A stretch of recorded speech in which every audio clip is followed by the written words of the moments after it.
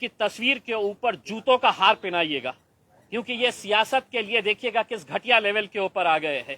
आज के औरंगाबाद शहर के अंदर कांग्रेस के और राष्ट्रवादी कांग्रेस के दलाल नेता आज सड़क के ऊपर अगर निकले तो उनको देखकर थूकना चाहिए हमें। इनकी सियासत की वजह से, इनकी घटिया सियासत की वजह से अगर सत्ता से इतना मोह था तो सत्ता को चिपके रहना था। हम तो जूते मारते हैं ऐसे नेताओं को। हम पूछना चाहते हैं शरद पवार से, या मुंह में लड्डू लेकर बैठे हुए थे? हम सोनिया गांधी से, राहुल गांधी से, अशोक चौहान से, यहाँ के मराठवाड़ा के तमाम नेताओं से हम पूछना चाहते हैं, मुंह में लड्डू लेकर बैठे थे। अब आओ औरंगाबाद में आपकी खातिर हम कैसी करेंगे जरा देखिए। ये हम तो चलिए औरंगाबाद और उस्मानाबाद को हम खेल लिया जाए करके। उद्धव ठाकरे साहब, हम आपकी इज्जत करते थे, लेकिन जब आप ऐसे फैसले करने के ऊपर आ गए हैं, जब जाने लगे थे तो जरा अच्छे से चले जाते तो ज्यादा बेहतर था। मैं औरंगाबाद की आवाम से अपील करना चाहूंगा, अब ये मामला केंद्र के सरकार के पास गया है। हम इसके जो भी रास्ते होंगे हम वो रास्ते निकालने की पूरी कोशिश करेंगे, और अगर वक्त आया तो हम सड़क के ऊपर भी आंदोलन करने की तयारी रखते हैं। दंगल होऊ शकते किंवा काही ठिकाणी जे तरुण भडक डोक्याचे लोक आहेत ते काहीही करू शकतात अशी सुद्धा शक्यता वर्तवली जाते, त्यांना तुम्ही काय आव्हान? देखिए, मैं औरंगाबाद की आवाम से, उस्मानाबाद की आवाम से अपील करूंगा कि वो शांति बनाए रखे। अभी हमारे पूरे रास्ते बंद हो गए हैं ऐसा नहीं है, हम दूसरे भी रास्तों का इस्तेमाल करेंगे, लेकिन आज हमारी पूरी नाराजगी कांग्रेस और राष्ट्रवादी कांग्रेस, जिन्होंने हमेशा सिर्फ अपनी सत्ता की खातिर किसके साथ जाना, कैसे जाना, अपनी कुर्सी कैसी बचाए रखना, से वही खेल खेला। मुझे बताया गया है कि 2 कांग्रेस के मंत्री कैबिनेट मीटिंग से बाहर निकल कर आ गए। अगर तुम में जरा सी भी शर्म बाकी है तो आज इस्तीफा मुंह पे फेंक कर मारिएगा उसमें। आप इस तरह का नाटक करके पब्लिक को बेवकूफ बनाने के धंधे मत करिएगा उसमें। औरंगाबाद हमारा शहर है, औरंगाबाद के तमाम लोग, इस शहर के पीछे का एक इतिहास है, वो इतिहास को तो मिटा नहीं सकते हैं। और हम ये कहना चाहेंगे कि औरंगाबाद की आवाम के लिए आप 50 नाम रख लीजिएगा, लेकिन औरंगाबाद औरंगाबाद ही रहेगा हमारे लिए। ये लोग 1-4 जो गए हैं, ये नाम बदलने से क्या वापिस आ जाएंगे इनके पास? देखिए, मैंने आपको जैसा पहले बताया है कि मरता क्या ना करता, आज उनको ये मालूम है कि अब हम एक मर्तबा कांग्रेस का सहारा ले लिए, राष्ट्रवादी का सहारा ले लिए, 3 पहियों की रिक्शा बनाकर है तो हमने 2.5 साल है तो महाराष्ट्र के अंदर सफर कर लिए है।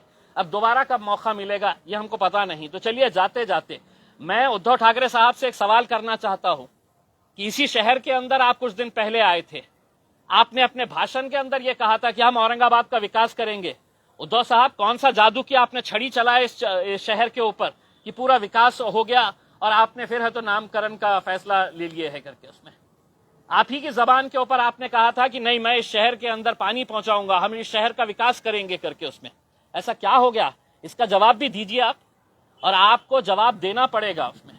अब आप मुंह छुपा कर बैठ नहीं सकते हैं। आपको अगर कोरोना अगर हुआ है तो आप है तो इसके ऊपर आइए, ऑनलाइन आकर जवाब दीजिए औरंगाबाद की और उस्मानाबाद की आवाम को। उसमें आपकी घटिया राजनीति की वजह से आप हमारे शहर के अंदर हंगामा नहीं पैदा कर सकते हैं। ये शहर हमारा है, और इस शहर के लिए अगर आप घटिया राजनीति खेल रहे हैं तो हमको उसका भी जवाब देना आता है, और अच्छी तरह से देना आता है। मुद्दा केंद्राच्या कोर्टात गेलेला आहे, तुम्ही आता केंद्राकडे काही ऍक्टिव्हिटी करणार आहात का? बिल्कुल करेंगे। हमने ये बताया है कि हमारे पूरे रास्ते खुले हुए हैं, और अगर वक्त आया तो हम सड़क के ऊपर भी आंदोलन करने की हमारी पूरी तैयारी है। केंद्र याला मंजुरी देईल आणि मंजुरी केंद्र देणार? देखिए, मैंने जैसा पहले बताया था, संभाजी महाराज, छत्रपति संभाजी महाराज, छत्रपति शिवाजी महाराज, फुले शाहू अंबेडकर, ये घटिया नेताओं के लिए महज सिर्फ एक नाम है। अपनी राजनीति चमकाने के लिए, अपनी दुकानदारी चलाने के लिए सिर्फ ये नाम है। वरना मुझे बताइएगा कि क्या वजह है कि इतने सालों तक आपने पेंडिंग करके रखा था, और जब जाते जाते जब अपना मरने के जैसी हालत हो गई है, अपनी सत्ता गिरने वाली है, तो तब जाकर आप ये खेल खेल लेते हैं। क्या वजह है आपके? आप ये बताइएगा हमारे को कि अचानक जाते जाते आपको क्यों ख्याल आया। यही तो हम कहते हैं कि आपको संभाजी महाराज से कोई आदर है, सम्मान है, प्रेम है, ऐसा नहीं है। आप उनका नाम लेकर अपनी राजनीतिक दुकान चलाना चाह रहे थे, इसीलिए तो आज आपने ये फैसला अपने फायदे के लिए, अपने राजनीतिक स्वार्थ के लिए लिया है। अब केंद्र सरकार के अंदर गया है, अब केंद्र सरकार ये सोचेगी कि ये फैसला तो कैबिनेट में शिवसेना ने लिया है, अब इसका फायदा हमको मिलेगा या नहीं मिलेगा। तो भारतीय जनता पार्टी भी सोचेगी कि भाई हमने अगर इमीडिएट अगर इसका फैसला ले ले तो इसका क्रेडिट शिवसेना को चले जाएगा। तो संभाजी महाराज से किसी को मोहब्बत है, इनको ऐसा नहीं है। हम तो ये साफ कहते हुए आए हैं कि हम छत्रपति संभाजी महाराज, छत्रपति शिवाजी महाराज, फुले, शाहू, अंबेडकर, हमने कभी भी अपने राजनीतिक स्वार्थ के लिए इन लोगों का नाम नहीं लिया है। ये बहुत महापुरुष है, हम इनका आदर सम्मान पूरी तरह से करते हैं, लेकिन अपने राजनीतिक स्वार्थ के लिए कभी भी इनका नाम का इस्तेमाल नहीं किया है, जो ये राजनीतिक पार्टियां आज तक करते आए हैं। सवाल ये है सर दूसरा कि अभी नाम तो बदल गया है, लेकिन कांग्रेस और राष्ट्रवादी कांग्रेस के लोगों ने मुस्लिम समाज को, मुस्लिम वोटर्स को धोखा दिया है। देखिए, मैं यही सवाल शरद पवार साहब से पूछना चाह रहा हूं। राष्ट्रवादी कांग्रेस के जितने भी नेता हैं, और खास तौर से मैं औरंगाबाद के उन दलाल नेताओं को कि आज रात में अगर तुम में हिम्मत है तो शहर के अंदर घूम के बताओ। राष्ट्रवादी कांग्रेस के और कांग्रेस पार्टी के जितने भी नेता हैं, मैं तुमको चुनौती दे रहा हूं कि अगर आज शहर के अंदर तुम्हारे में हिम्मत है तो आओ, निकल के बताओ। पुराने शहर के अंदर तुमको हिम्मत नहीं है, तुम निकल नहीं सकते हैं बाहर उसमें, क्योंकि कहीं ना कहीं तुमने लोगों के साथ खिलवाड़ किया है, लोगों के साथ धोखा किया है तुमने। और यही वो आएंगे अब कुछ महीनों के बाद, जब चुनाव होंगे तो इनको जवाब मिलने वाला है, और पब्लिक कैसा जवाब देगी आप खुद समझिएगा।